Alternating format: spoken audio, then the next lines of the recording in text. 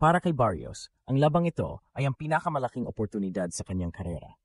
Laban sa isang alamat tulad ni Pacquiao na naipasok na sa International Boxing Hall of Fame, ang isang panalo ay magpapatatag sa kanyang legacy at magpapataas ng kanyang pangalan sa boxing world. Hindi siya basta-basta na cherry-picked lang. Si Barrios ay isang legitimate champion na dumaan na sa matitinding laban. Kabilang ang isang knockout loss kay Gervonta Tank Davis na nagpakita ng kanyang tibay at abilidad na makabangon. Ang kanyang orthodox stance at abilidad na makontrol ang distansya ay magiging critical laban sa agresibo at southpaw na estilo ni Pacquiao. Ang tanong ay kung paano haharapin ni Pacquiao ang kabataan, lakas at gutom na determinasyon ni Barrios ngayong linggo. Ito ay isang pagsubok hindi lamang sa kanyang pisikal na kapasidad, kundi pati na rin sa kanyang mental na tibay at sa kakayahan niyang mag-adjust sa isang kalabang, desididong patunayan ang kanyang sarili laban sa isang icon.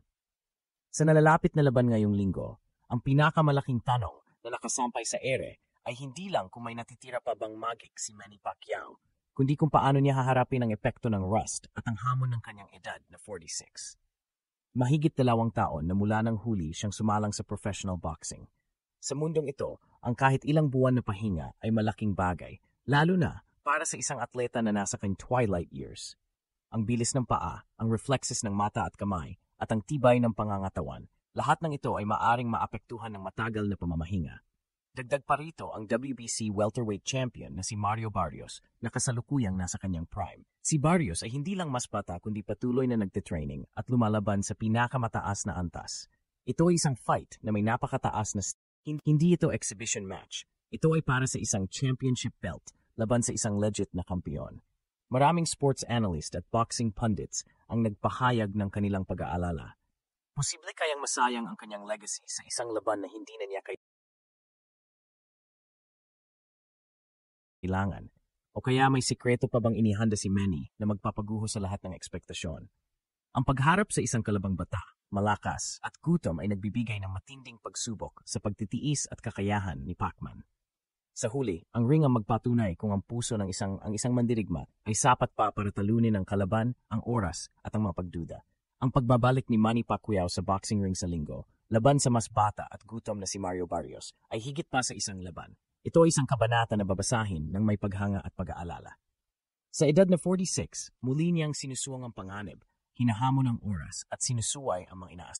Marami ang nagtatanong kung bakit kailangan pa ng isang alamat na patunayan ang sarili, lalo na laban sa isang kasalukuyang WBC welterweight champion na nasa rurok ng kanyang kapangyarihan. Ang sagot ay marahil nasa puso ng isang tunay na mandirigma na hindi kayang talikuran ang tawag ng ring.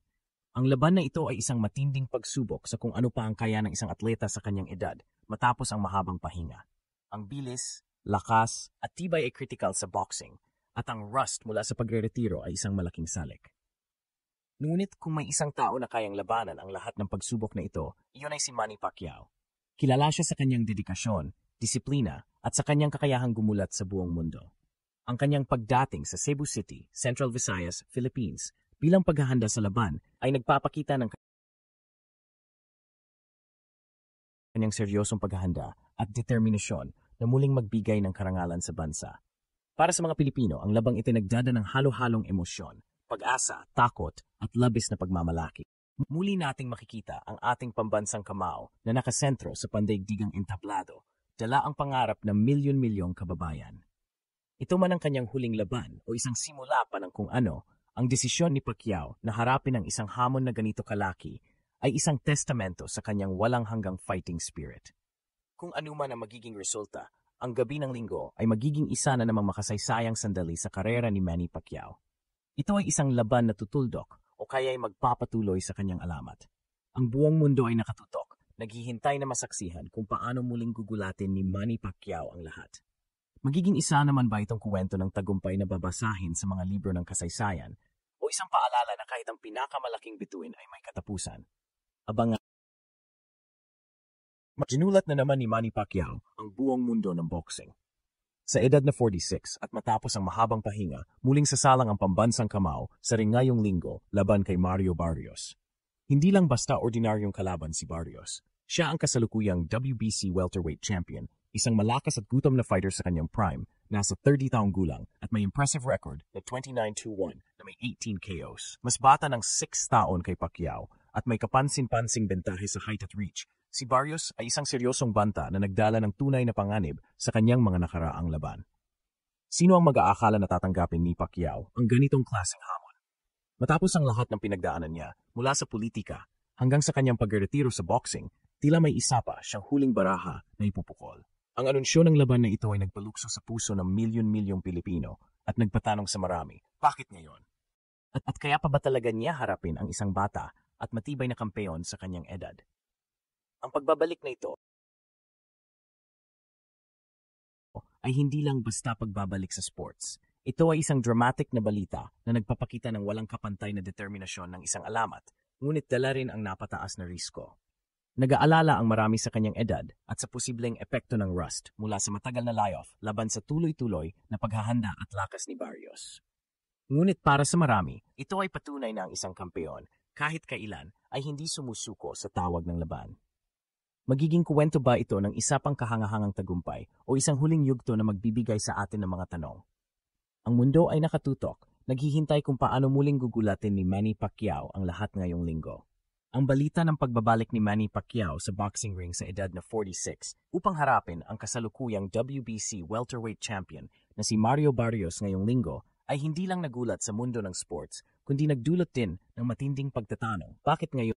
Matapos ang halos 2 taon mula nang huli siyang lumaban at ang kanyang formal na pagre-retiro sa pagkasenador, marami ang umasa na tuluyan na siyang mag-iwan sa mundo ng boxing. Pero gaya ng isang alamat, tila may natitirang apoy pa rin sa loob ng pambansang kamao, isang pagnanais na muling patunayan ang kanyang kakayahan. O marahil, may isang huling kabanata pa siyang gustong isulat sa kanyang makasaysayang karera. Ang desisyong ito ay isang malaking sampal sa mga nagdududa. Ngunit ito rin ay nagdadala ng napakalaking panganib. Si Barrios, na may edad na 30, ay nasa rurok ng kanyang karera, may impressive record at napatunayan na ang kanyang lakas at tibay. Ang kanyang physical attributes, ang kanyang bentahe sa height at reach, ay nagbibigay sa kanya ng natural na kalamangan laban sa mas maliit na si Pacquiao. Hindi rin biro ang epekto ng edad sa reflexes, power at stamina ng isang boxing. Maaring isipin ng marami na ito ay isang sugal, isang laban na hindi na kailangan pangharapin ng isang lehendaryong tulad niya. Pero para kay Pacquiao, ang hamon ay tila isang magnetic force na hindi niya kayang tanggihan, na nagpapakita ng kanyang walang kupas na fighting spirit at ang kanyang pagiging totoo sa sarili, isang mandirigma hanggang sa huli. Ang pagbabalik na ito ay nagpapakita na ang fighting bug ay nananatili. At para sa isang tulad ni Pacquiao, walang mas masarap pa sa pakiramdam na muling pagsabak sa pinakamataas na antas ng kompetisyon. Hindi basta-basta ang kalaban ni Manny Pacquiao sa kanyang pagbabalik sa ring. Si Mario Barrios, ang kasalukuyang WBC welterweight champion, ay hindi lang mas bata ng 16 taon kay Pacquiao, kundi isang boksingerong nasa rurok ng kanyang prime. Sa edad na 30, may impresibong kartada si Barrios na 29-2-1 na may 18 KOs na nagpapatunay ng kanyang kapangyarihan at kakayahang tapusin ang laban sa isang suntok. Kilala rin siya sa kanyang significant na bentahe sa height at reach. Mahigit 5 pulgada ang lamang niya kay Pacman. Isang malaking salik na maaring magbigay sa kanya ng distansya at kontrol sa laban.